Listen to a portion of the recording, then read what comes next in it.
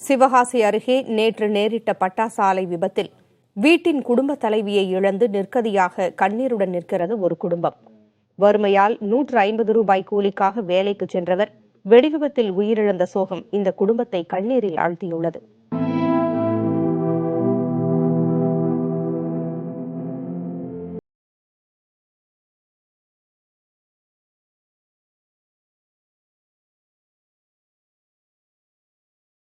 வளரிளம் பருவத்தில் தேவைப்படும் தாயின் அரவணைப்பை இழந்து நிற்கிறார் பவித்ரா.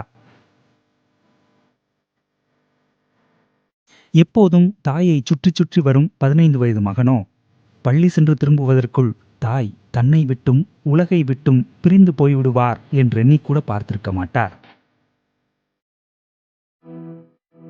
கணவர் வீரராஜிற்கு ஓட்டுநர் வேலை சரிவர கிடைக்காத நிலையில் குடும்பத்தின் பசி போக்க தினசரி 150 ரூபாய் கூலிக்கு பட்டாசு வேலைக்கு சென்ற செல்வி வெடிவிபத்தில் பரிதாபமாக உயிரிழந்தார்.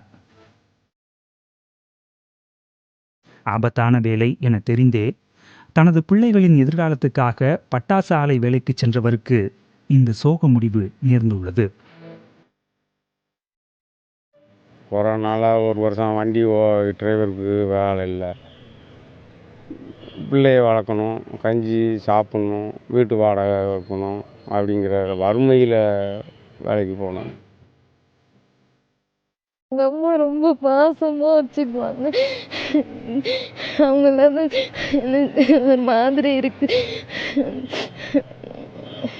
சக பணியாளர்களாகவும் உறவினர்களாகவும் உள்ளவர்கள் செல்வியின் இறப்பை எண்ணி கதறுகிறார்கள்.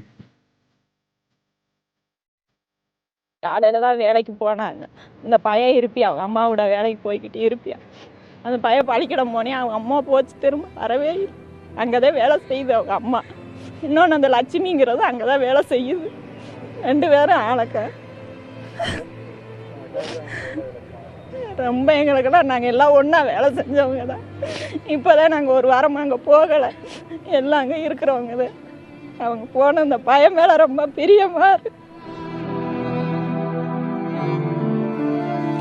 குடும்பச் சூழலை சமாளிக்க உயிரை பணயம் வைக்கும் தொழிலாளர்களின் உயிரிழப்புகள் சிவகாசியை உலுக்கிக் கொண்டே இருக்கின்றன. இதற்கொரு முற்றுப்புள்ளி எப்போது வருமோ? புதிய தலைமுறைக்காக ஒளிப்பதிவாளர் பிரகாஷுடன் செய்தியாளர்கள் செந்தில் மற்றும் கணேஷ்குமார்.